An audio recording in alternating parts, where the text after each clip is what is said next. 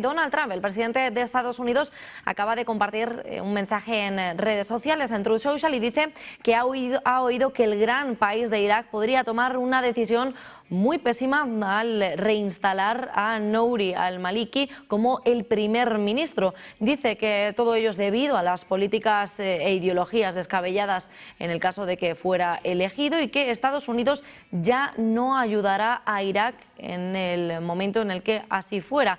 Dice, hace referencia a ese movimiento MIGA, en vez de con Irán, lo dice con Irak. Dice que hagan a Irak vuelva a ser grande, make Iraq again, big again, great again. Entonces, este es el último mensaje que lanzaba el presidente Donald Trump. Además, le estábamos viendo cómo aterrizaba desde Iowa. Vamos a escuchar esas declaraciones del presidente de Estados Unidos.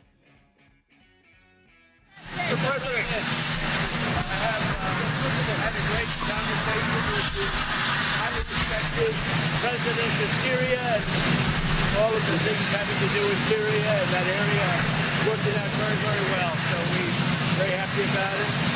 Tom Homan, as you know, is in Minnesota now. He's meeting with the governor and he's meeting with the mayor, I think, later. And I hear that's all going very well also. I'm going to Iowa. Some of you are coming with me, but I'm going to Iowa. And what can I say? The economy is good. It's all good. Prices are coming way down. We have a lot of very positive news.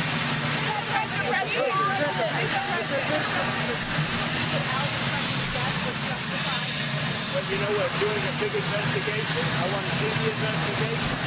I'm going to be watching over it. I want a very honorable and honest investigation. I have to see it myself.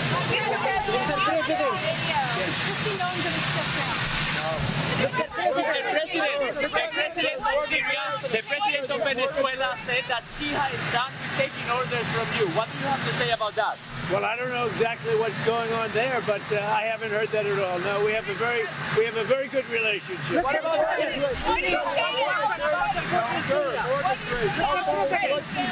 how far would you like to see mortgage rates drop to? I'd like to see interest rates go down.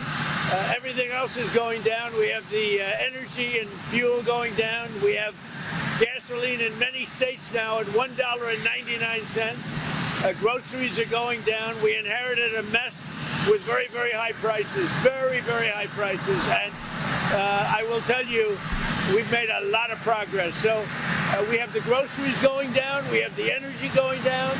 We have gasoline going down at a record clip. And that's what I want to do. We're doing well. What did you say, Mr. President, to Alex Petty's family?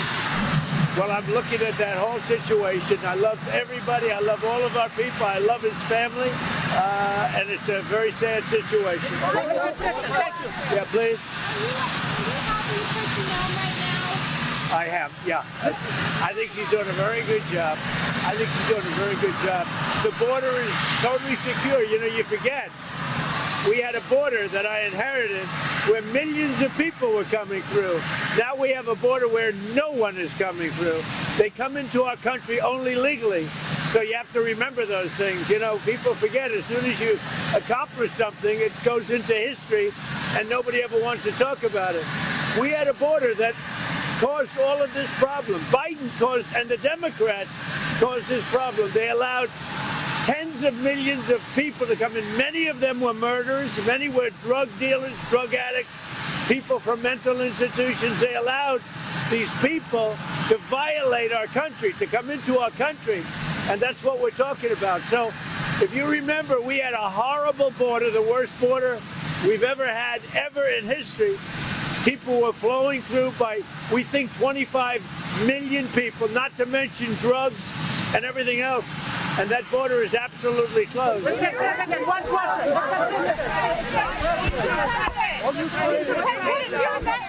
your message to unite Americans right now after everything going on in Minneapolis? How can we unite? Well, our country is doing so well. Prices are coming down. The border is really strong. You know, if you remember, I probably got elected more than anything else on the border. We had a border that was open with 25 million people coming through, with an open border policy, which was insane. And that's the policy that caused the problems that we have. With all of that being said, with the Other than, I would say, just to put it accurately, Minnesota, and in particular Minneapolis, because it's not all of Minnesota.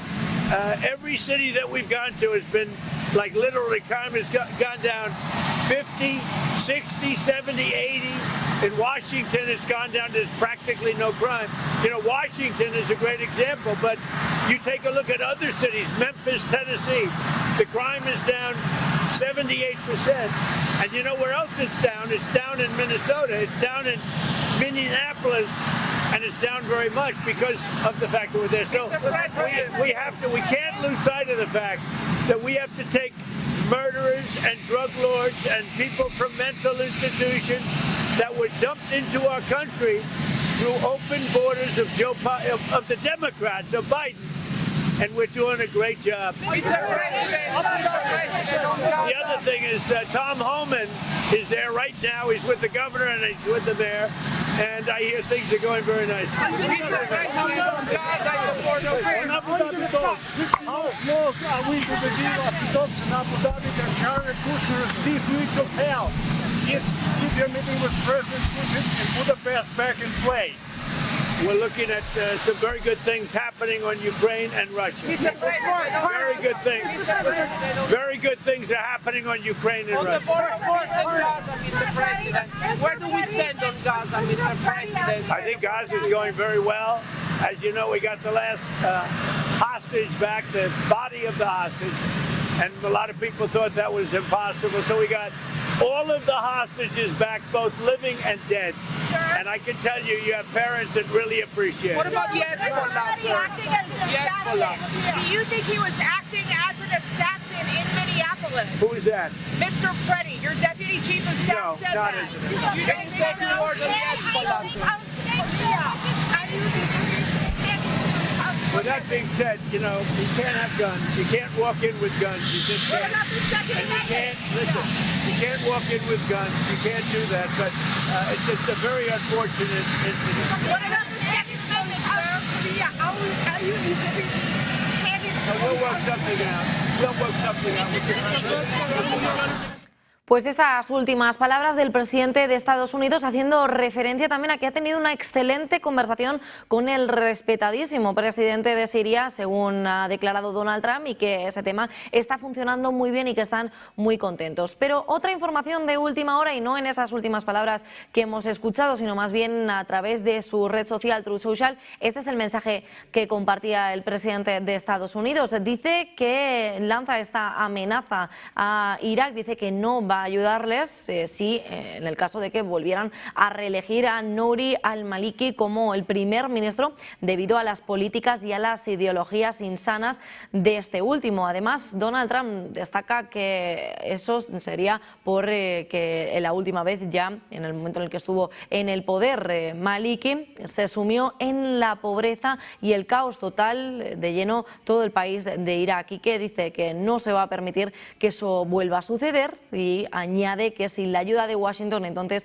Irak tendría cero posibilidades de éxito y de prosperidad, o incluso de libertades desarrolladas en esa zona. Además, dice que Nouri al-Maliki fue ministro de 2006 a 2014 y que renunció bajo esa presión estadounidense, ya que Irak no logró repeler esas campañas del Estado Islámico en su territorio. Además, Donald Trump, que destaca y finaliza ese mensaje diciendo de hacer a Irak great again, make el movimiento MIGA por parte del presidente de Estados Unidos, Donald Trump. Lanza esa amenaza directa en el caso de que vuelva a salir reelegido Nouri al-Maliki.